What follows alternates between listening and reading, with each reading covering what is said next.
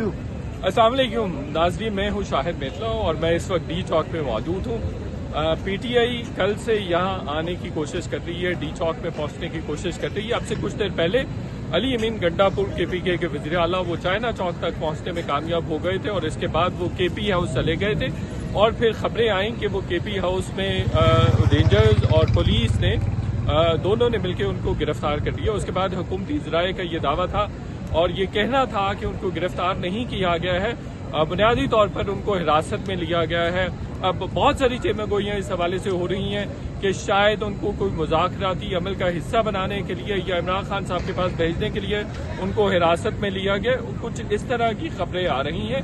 बहरहाल ये ज़रूर तय है कि वो हिरासत में ज़रूर है और ये भी कहा जा रहा है कि शायद उनको हिफाजती तहवील में लेकर केपीके की हदूद में या पेशावर छोड़ आया जाए।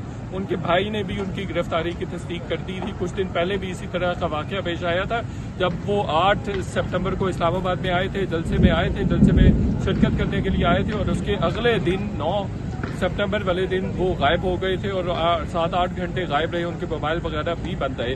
बहरहाल यहाँ डी चौक में पीटीआई का कोई ऐसा कारकुन नजर नहीं आ रहा है। कुछ इक्का दुक्का खवातीन नमाज पढ़ती साइडों पर मुझे जरूर नजर आई है।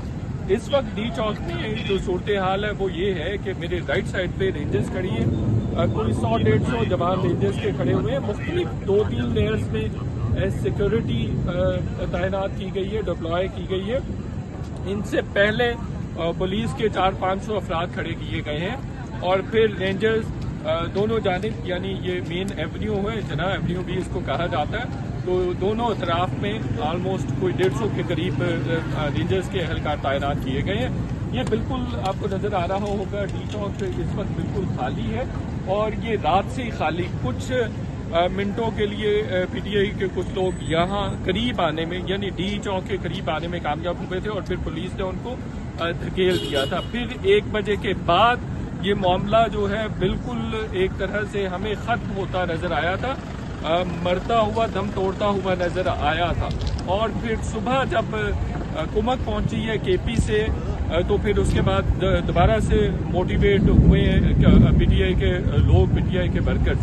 बहरहाल इस वक्त सांस लेना और बात करना खासा मुश्किल हो रहा है। शेलिंग लगता है काफ़ी ज़्यादा की गई है, आंखों में भी नमी आ रही है, आंखों में भी ये जो आंसू गैस की गैस है वो बहरहाल चुभ रही है।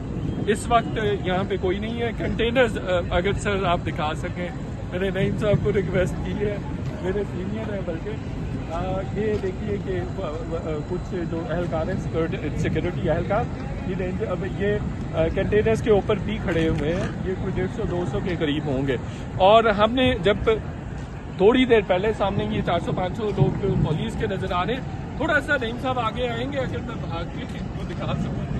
तो ये 400-500 अफराद है। इससे तकरीबन डी चौक से तकरीबन 1 किलोमीटर दूर जो है वो पीटीआई के लोगों की जोशो जज्बे की, उनके नारों की आवाज़ें ज़रूर सुनाई दे रही हैं कि वो हल्ले के लिए तैयार हो रहे हैं और छोटी छोटी झड़पें भी नज़र आ रही हैं, होती हुई नज़र आ रही हैं। आवाज़ें कम अज़ कम आ रही हैं, देखना तो खासा मुश्किल है लेकिन आवाज़ें ज़रूर आ रही हैं।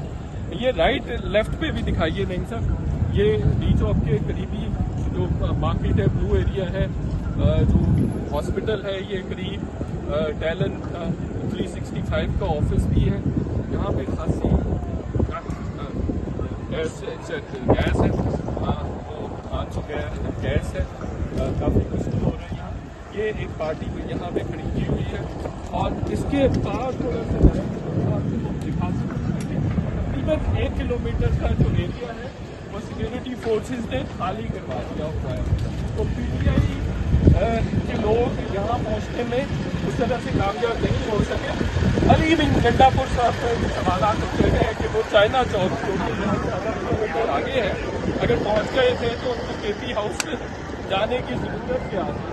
ये देखिए तकरीबन 1 किलोमीटर लगता है। ओ माय गॉड, इधर तो और भी मुश्किल होता है बात करना, स्पेशली आंसू गैस की गैस काफ़ी डिस्टर्ब करने।